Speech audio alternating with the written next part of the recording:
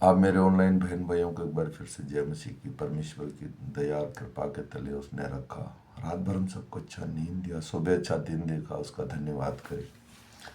और आइए हम प्रार्थना करेंगे इस सुबह के सुंदर समय, ताकि हम पवित्र आत्मा की अगुवाई पाकर उसके वचन को सुन और समझ सकें। धन्यवाद मेरे जीवित परमेश्वर प्रभु यीशु, तेरे पवित्र नाम को धन्यवाद करते हैं प्रभु। भोर के सुंदर समय मेरे राजा, जितने लोग तेरे इस वचन को सुने प्रभु, उन सबको पवित्र आत्मा से ढक दे प्रभु। मेरे राजा, तेरे वचन को सुनने और समझने की शक्ति दे, ताकि प्रभु हम बल पा सकें, हम बीमारियों पर जय पा सकें, चिंताओं और परेशानियों और कलेशों से बाहर निकल सकें, और तेरी उन गुण बातों को प्रभु जो आदि से लेकर अब तक गुप्त थी प्रभु, उसे हम जान सकें। जितने लोग तेरे नाम के और वचन के प्रेमी हैं प्रभु, वो सब आशीष पाएं प्रभु जी। प्रभु विश्वास करता हूँ जो प्रत्येक मेरा बहन भाई ऑनलाइन उसे सोने, उसे पवित्र आत्मा से ढक देना, उसकी अगुवाई करना, सब कुछ तेरे चरणों में सौंपता हूँ प्रभु यीशु, आमीन। मेरे भाई और बहनों, कोई 365 दिन अगर मुझे फॉलो करेगा तो वो पूरी की पूरी बाइबल कंप्लीट कर लेगा। मैं सुबह नया नियम पढ़ता हूँ, शाम को पुराना नियम। मैं विश्वास करता हूँ जितने भी लोग प्रभु के वचन के प्यासे हैं, परमेश्वर इन वचनों के द्वारा उनसे बात करता है। मैं पास्टर नहीं हूँ, मैं एक विश्वासी हूँ। मैं चाहता हूँ परमेश्वर का वचन, एक बेसिक बाइबल, मैं एक बेसिक बाइबल पढ़ता हूँ, जिसमें हम कभी भी किसी भी चर्च में जाएंगे तो वहाँ हमें पास्टर का वचन जल्दी से समझ आएगा। तो मसीह लोगों को बाइबल पढ़ने में परमेश्वर बात करता है, ये सिर्फ मसीह लोग ही जानते हैं।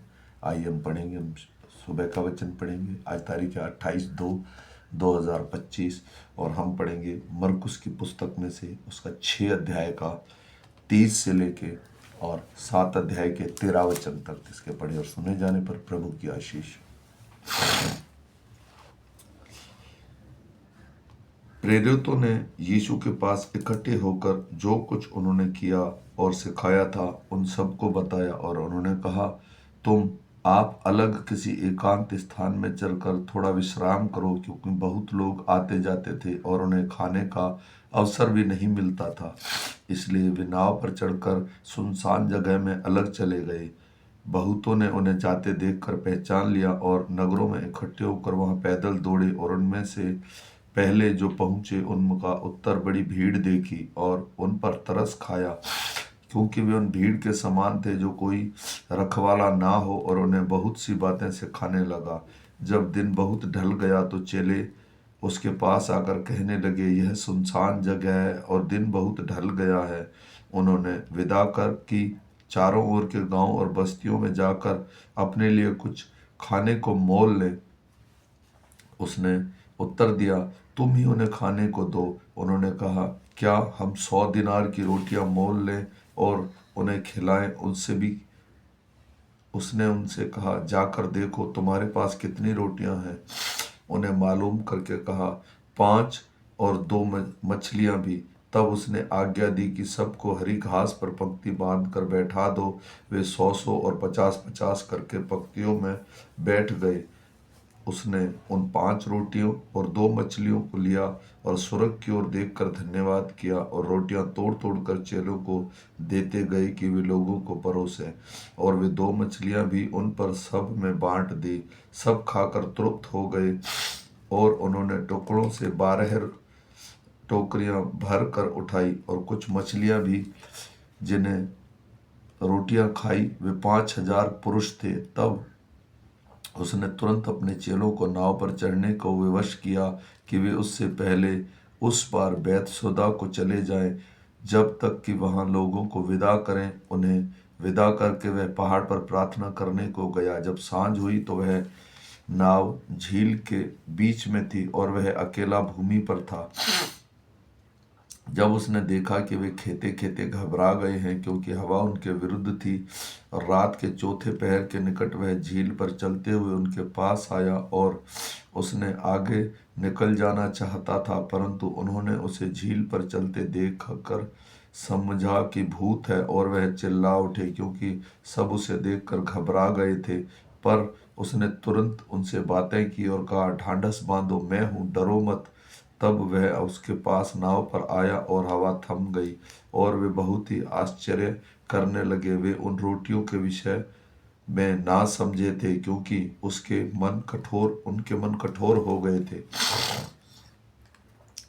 वे पार उतरकर गेस्त्रो में पहुंचे और नाव घाट पर लगाई। जब वे नाव पर से उतरे तो लोग तुरंत उसको पहचान कर आसपास के सारे देश में दौड़े और बीमारों को खाटों पर डालकर जहां जहां समाचार पाया कि वह है वहां वहां लिए फिरे। और जहां कहीं वह गांव नगरों या बस्तियों में जाता था, लोग बीमारों को बाजार में रखकर उसे विनती करते थे कि उसे अपने वस्त्रों का आंचल ही छू लेने दे, और जितने उसे छूते थे वह सब चंगे हो जाते थे। तब फरीसी और शास्त्री जो यरूशलेम में आए उसके पास इकट्ठा हुए, और उन्होंने उसे कुछ चेलों को अशुद्ध अर्थात बिना हाथ धोए रोटी खाते देखा, क्योंकि फरीसी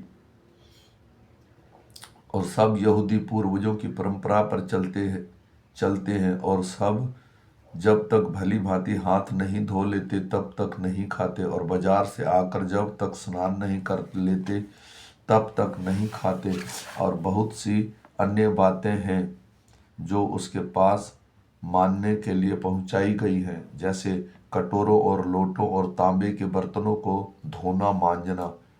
इसलिए नहीं कि फरीसियों और शास्त्रियों ने उससे पूछा, तेरे चेले क्यों पूर्वजों की परंपराओं को नहीं चलते और बिना धोए हाथ से रोटी खाते हैं? उसने कहा, यशायाह ने तुम कपटियों के विषय में बहुत ठीक ही भविष्यवाणी की, जैसे लिखा है, ये लोग होठों से तो मेरा आदर करते हैं, पर उनका मन मुझसे दूर रहता है। ये व्यर्थ मेरी उपासना करते हैं, क्योंकि मनुष्यों की आज्ञाओं को धर्म उपदेश करके सिखाते हैं, क्योंकि तुम परमेश्वर की आज्ञा को टालकर मनुष्यों की रीतियों पर चलते हो।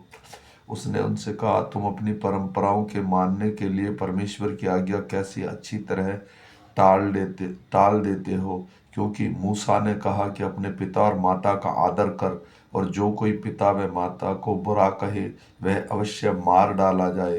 परंतु तुम कहते हो कि यदि कोई अपने पिता या माता से कहे, जो कुछ मुझसे लाभ पहुंच सकता था वह कुर्बान अर्थात संकल्प हो चुका, तो तुम उसको उसके पिता व उसकी माता की कुछ सेवा करने नहीं देते। इस प्रकार तुम अपने परंपराओं से जिन्हें तुमने ठहराया है परमेश्वर का वचन टाल देते हो, और ऐसे ऐसे बहुत से काम करते हो। आमीन। मेरे भाई और बहनों, ये परमेश्वर का जीवित वचन है। जितने मेरे मसीह भाई बहन है, प्रभु जो इसको सुनेगा वो उद्धार पाएगा, क्योंकि ये अंत का समय है। प्रभु यीशु कभी भी आ सकता है, और जैसे बताया गया है, नूह के दिन आएंगे, लोग खा रहे हैं, पी रहे हैं, अपनी इच्छा से जी रहे हैं, और उसी तरह से मैं विश्वास करता हूँ उसका आना बहुत निकट है। इस वचन को हम समझेंगे ताकि हमारे जीवन में काम करें। फिर मिलेंगे शाम के वचन के साथ। तब तक सबको जय मसीह की।